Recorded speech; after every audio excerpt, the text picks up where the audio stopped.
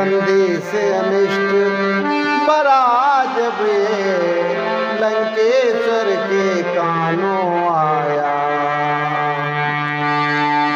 तब माल्यवंत मंत्री सुजान बोला, आ निकट दशानन के बोला, निकट दशानन के है प्राण प्राण के राम और जीवन है जग के जीवन के, है प्राण प्राण के राम और जीवन है जग के जीवन के। अच्छा न किया लंकेश्वर ये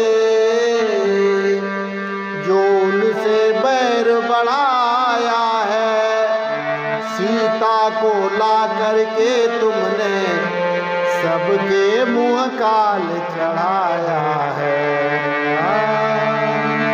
सीता को ला करके तुमने सबके मुँह काल चढ़ाया है। दे सीता रघुनाथ को क्षमा मांगिए जाए, राजन अब इसके सिवा कोई नहीं उपाय, राजन अब इसके सिवा कोई नहीं उपाय। माल्यवंत अतिजरठ निशाचर रावण मातु पिता मंत्री बोला बचन नीत अति पावन, बोला बचन नीति अति पावन, सुनऊ तात कछु मोर सिखावन। रावण के दरबार में माल्यवंत नाम का एक बहुत ही वयोवृद्ध बूढ़ा मंत्री था, जो कि रिश्ते में रावण का नाना लगता था। उसने बड़ी ही न्याय की बात कही यहाँ पर, हे तात कुछ मेरी भी सुनो। जब से तुम सीता हरियाणी, असगुन होई न जाई बखानी, असगुन होई न जाई बखानी। वेद पुराण जासु जस गायो, राम विमुख काहू न सुख पायो, राम विमुख काहू न सुख पायो। जब से तुम सीता को हर के लाए हो तब से इतने अपशगुन हो रहे हैं जिनका कि वर्णन नहीं किया जा सकता, और वेद पुराण जिनका यशगान करते हो उनसे विमुख होकर किसी ने सुख नहीं पाया आज तक। हिरण्याक्ष भ्राता सहित मधुकैटभ बलवान, जय मारे सोई अवतरे कृपा सिंधु भगवान, जय मारे सोई अवतरे कृपा सिंधु भगवान। भाई हिरण्याक्ष और हिरण्यकश्यप सहित बलवान मधुक और कैटभ को जिन्होंने मारा था, वे ही कृपा के सागर भगवान राम के रूप में अवतरित हुए हैं। लेकिन माल्यवंत को रावण की तरफ से क्या जवाब मिला, सुनिए।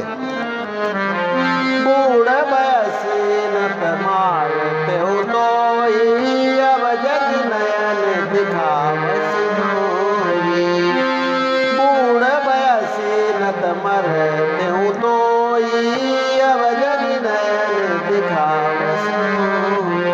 बुढ़ा हो गया है तू, नहीं तो मैं अभी तुझे मार डालता, दूर हो जा मेरी नजरों से।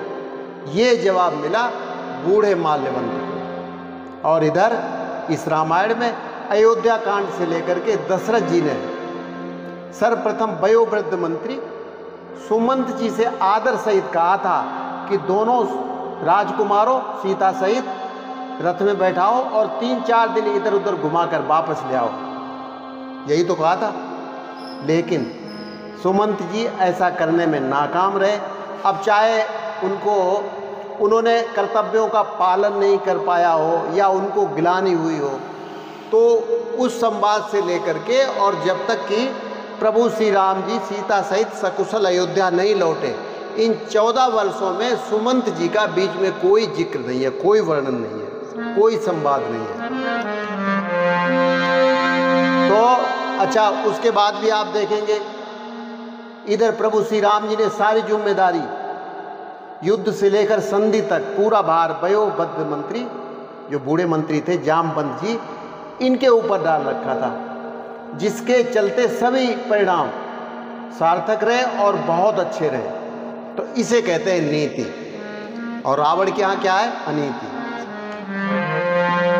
इसीलिए बिंदु जी कहते हैं हमें निज धर्म पर चलना सिखाती रोज रामायण, हमें निज धर्म पर चलना सिखाती रोज रामायण। हाथ रसी आ गई है।